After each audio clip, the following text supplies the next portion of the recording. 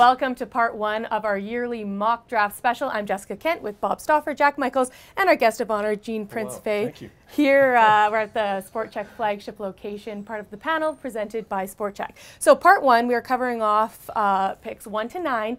Part two, we'll look at who the Oilers could pick for number 10 and number 40. So, Jean, we'll start with you. Number 1, is it any big surprise? Yeah, no, I don't think so. I know this is probably about 3 years late on the part of the Buffalo Sabres, because in 2015 they thought they had the first overall pick. Once they congratulate Washington on winning the Cup and thank Dallas for hosting the draft, Jason Botterill or somebody from his staff will step up and introduce Rasmus Dahlin as the first overall pick. I wouldn't consider him a generational talent, guys, but I would consider him a franchise defenseman. He'll be the second Swede to be taken first overall after Mats Sundin in 1989.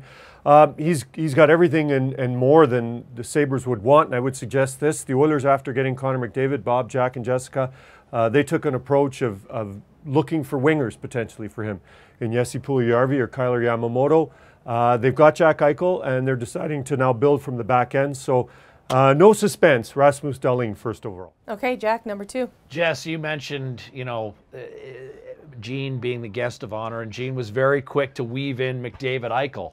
I think this year we're almost, look, we're not talking about generational talents the way McDavid and Eichel, but we're almost to a near universal consensus in terms of who's going 1 and who's going 2. Andrei Svechnikov, I think, has solidified the number 2 spot. I think he's going in the number 2 hole. I think a guy who scores 40 goals in 44 regular season games, tacks on another 5 in the playoffs, who's made the commitment to come over to North America, not just with Barrie in the OHL, but also with Muskegon in the USHL. So I think scouts like that he's adapted to the North American game, that he's played 2 full seasons, and I think he's a lock to go number 2, because in today's NHL, there's a premium on goal scoring. Awesome. Thanks, Jack. Bob, number 3. Yeah, I think it's the top 2 picks are pretty much set in stone. I think the draft begins at number 3. It's interesting with Montreal. Logic dictates you take the best available player. One would think that would be Filip Zadina or Brady Tkachuk, but I personally believe the Canadians are going to be looking at either Jesperi Kotkaniemi and Noah Dobson. Now, if it's me, and based on the moves that Montreal made last year, specifically the Duran trade for Sergachev, I'd be taking Noah Dobson. I know he's raw, but you can't ignore what we saw during the Memorial Cup. He's got elite hockey sense. He can really skate. He's not filled out yet. It would be a really gutsy pick by Marc Bergevin, but I got Dobson at number 3. Then we move to another Canadian team in Ottawa who's, unfortunately they've had a number of issues on and off the ice. I believe even before the latest issue that Erik Karlsson will eventually be traded or walk away or find a way out of the nation's capital. So I read this: smooth skating, mobile defenseman who carries the puck very well, can transition from offense to defense with his feet or by making a pass. It sounds like what they would have talked about Erik Karlsson in his draft year. I would think they've got to go with Quentin Hughes, kid that's played for the U.S. national team and as well at Michigan. I just think that with Karlsson's departure on the way, that they've got to fill in with someone like him.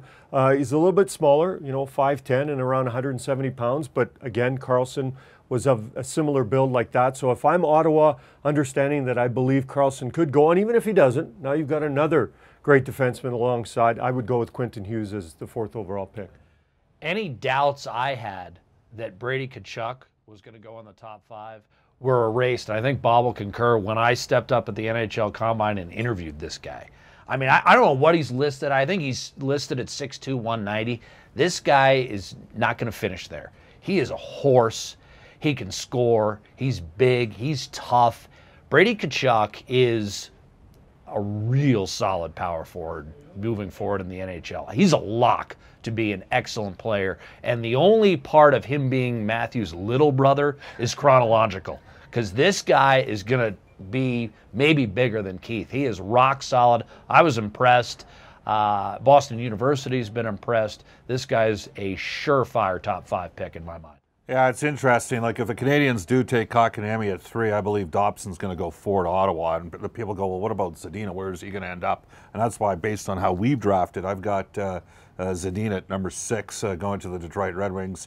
I think Detroit needs help at center and on D, but if Zadina falls, they're taking him. So the guy can score. Obviously had the connection with Martin Necas as well, the World Juniors with the Czech Republic. That's why a lot of people think Carolina would be considering him. But I'm with Jack. There's no way they can pass on Svechnikov at 2. So I got Zadina at 6.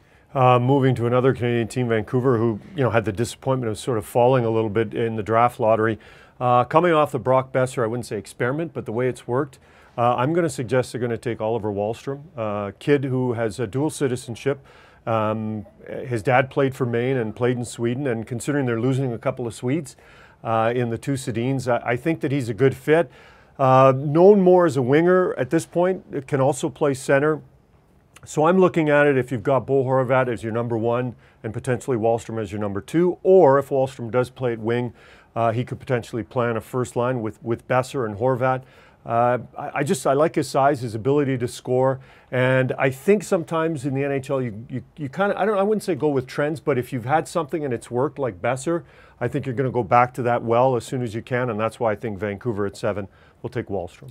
Speaking of trends in the National Hockey League, something has really stuck with me that was said 4 or 5 years ago when Tom McClellan was still head coach of the San Jose Sharks, and that was, if it was me, I'd draft all centers. This is not a center-laden draft. No. It's actually a draft filled with smaller defensemen. I mean, for years, you wouldn't see a 5'11", 185-pound guy on the back end go in the top 50. There might be 4 in the top 15 this year. But when you've got Jesperi Kotkaniemi, in a normal draft, maybe he's not the best center in the draft. But, Gene was just talking about how Wahlstrom can play center. Kotkaniemi is a center. Because he's a center, I still expect a run on centers toward the middle of this first round. And I think if he's still sitting there at 8, he's going. Well, that brings us to Evan Bouchard for me at number 9, and I think Kotkaniemi could go as high as 3, Jack. So I think there's been a lot of appreciation for him after he led Finland to the championship in U18. In the case of Bouchard, he's got elite offensive instincts. He needs to work on his footwork a bit. He's played in a pro program for a junior team in London.